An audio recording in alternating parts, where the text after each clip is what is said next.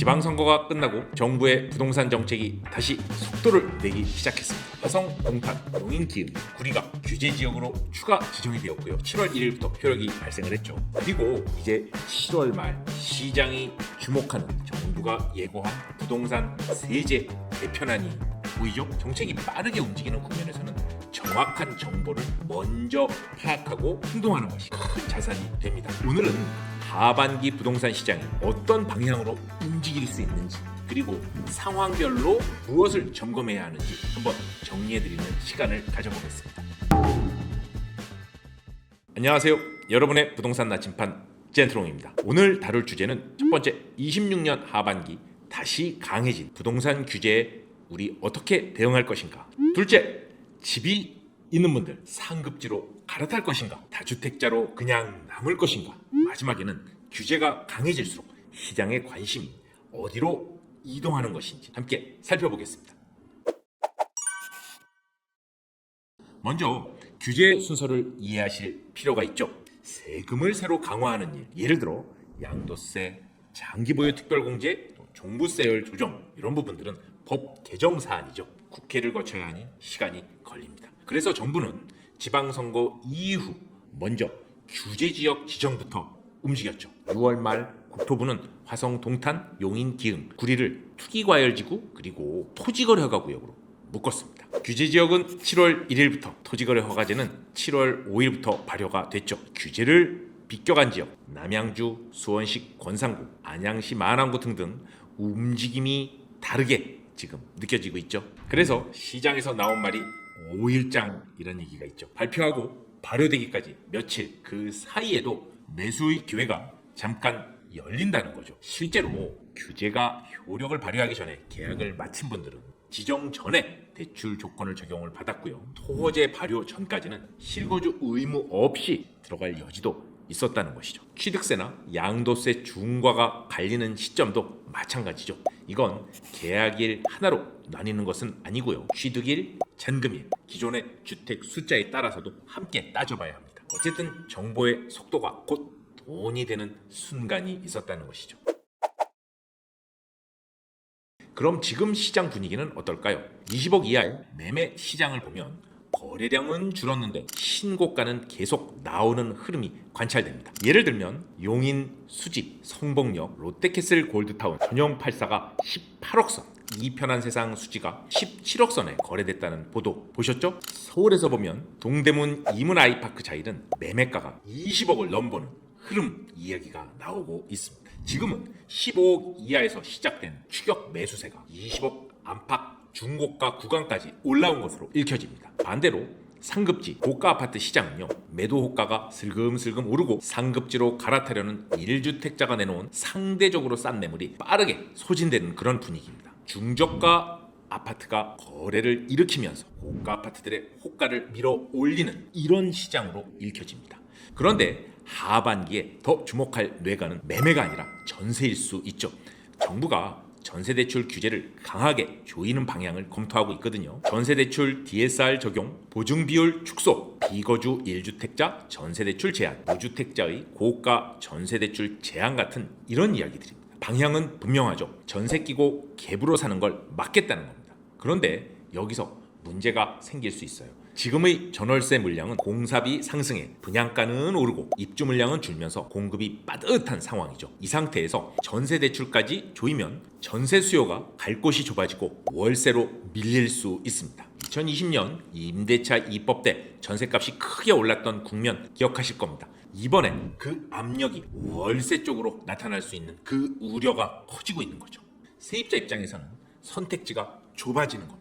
전세가 귀해지고 월세 부담은 커지고, 그러면 남는 선택지가 결국 두 갈래로 정리가 되거든요. 계속 옮겨 다니거나 부담을 감수하고 내 집 마련으로 방향을 틀거나. 그래서 하반기 방향의 분기점인 7월 말 부동산 세제 개편안이 기대가 되는 겁니다. 장기보유 특별공제가 어떻게 조정이 되고 종부세가 어떻게 손질이 될 것인가, 하반기 방향의 무게중심이 일부 갈릴 수 있습니다. 그래서 지금은 이 개편안을 확인하면서 판단해야 될 부분이 분명히 있습니다.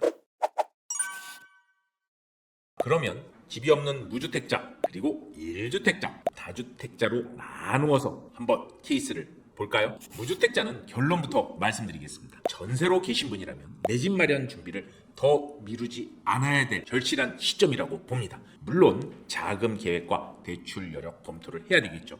실거주 목적의 집은 장기적 관점으로 접근하는 경우가 많습니다. 집은 쉽게 사고 파는 자산이 아니라 사실상 보유 기간이 길어진다는 거죠. 역세권이라면 수요 기반이 탄탄하고 장기적으로 물가 상승까지 방어하는 성격도 있습니다. 그래서 단기 등락에 흔들릴 여지가 상대적으로 적습니다. 대출을 끼고 매수를 한다면 주거비 예측이 가능하면서 강제적인 저축 효과도 생깁니다. 물론 토지거래 허가구역이 확대되면서 갭으로 접근할 수 있는 생활권 자체는 줄고 있습니다. 7월 1일 규제지역이 확대되면서 풍선 효과 이야기가 많이 나오는데 있는 대로 말씀드리면 모든 지역이 최근에 동탄처럼 오르는 건 아닐 수 있습니다. 오히려 지역별로 편차가 있을 수 있죠. 그래서 어디를 사느냐가 그 어느 때보다 중요해졌습니다. 이번엔 집이 있으신 분들 고민이 크게 나누어지겠죠. 정리하고 상급지로 갈아탈 것인가? 거주 기간을 늘릴 것인가? 상급지로 갈아탄다. 자, 그러면 여력이 되신다면 갈아타는 쪽에 바로 무게를 두시는 쪽이 맞겠죠. 어디까지나 자금과 보유 계획이 받쳐준다면요. 빠르면 올해 가을부터 고가 시장에서 전 고점 부근을 회복하는 아파트 거래가 다시 나올 가능성이 거론됩니다. 싼 걸 사서 비싼 걸로 갈아타는 이른바 갭 벌리기 흐름이 나타날 수 있는 구간이라는 거죠. 물론 가능성입니다. 만약 보유기간 기준으로 장기 보유 특별 공제가 축소되는 방향으로 간다면 보유기간은 긴데 거주기간이 짧은 분들에게는 부담이 될 수 있습니다. 이럴 때 흔히 검토하는 대응은 세입자와 일정을 조율해 직접 거주하면서 거주 기간을 늘리는 방법도 있을 수 있죠. 전세 만기 타이밍에 따라서 그 판단이 달라지는 건데요. 26년 하반기에 만기라면 세제 개편안을 보고 결정을 하시고요. 27년 상반기 하반기에 만기라면 개편안의 논의 흐름을 충분히 지켜본 뒤에 실거주 여부를 정해도 될 것 같습니다. 다주택자 분들의 경우 26년 5월 10일부터 조정대상 지역 다주택자 양도세 중과가 다시 적용되고 있죠. 지금 솔직히 양도세 부담을 크게 지면서까지 팔려는 분들은 많지 않으실 거예요. 다만 비규제 지역 아파트를 들고 계시다면 고민이 필요합니다. 물론 개별 상황에 따라서 그 답이 달라지겠죠. 가급적 정리하는 쪽으로, 특히나 종전주택 처분기한 3년이 다가오는 일시적 2주택자, 그 중에서도 종전주택 보유가 3년이 안 된 분들은 더 그렇겠죠. 마음 편한 선택은 사실 연말까지 종전주택을 정리하는 것이 됐을 수 있죠. 25억을 넘는 고가주택이라면 매도 시기를 조금 더 살피고, 그렇지 않다면 하반기 중 매물을 내놓는 시점도 한번 검토해 보실 수 있을 것 같아요. 반대의 선택도 있습니다. 팔고 갈아타봤자 거래 비용만 드니까 아예 일시적 2주택 비과세를 포기하고 2주택을 유지하는 겁니다. 단 전제가 있죠.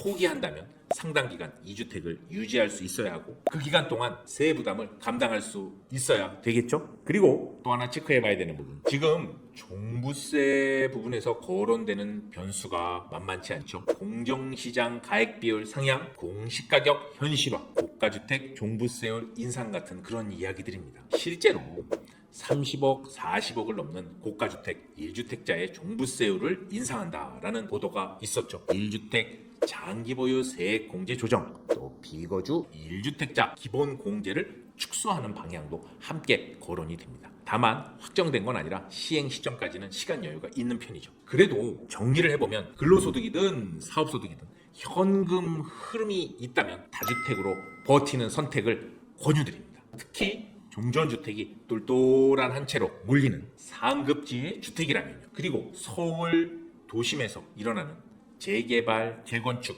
리모델링 여지가 있다면 역시 마찬가지고요. 여기까지 정리하면 무주택자는 여건이 된다면 내 집 마련을 빠르게 앞당겨서 검토하자. 1주택자는 여력이 되는 만큼 상급지로 갈아타는 방법. 현금 흐름이 꾸준한 다주택자는 계속 보유가 현명한 선택일 수 있습니다. 그렇다면 규제를 피한 돈 과연 어디로 가는 걸까요?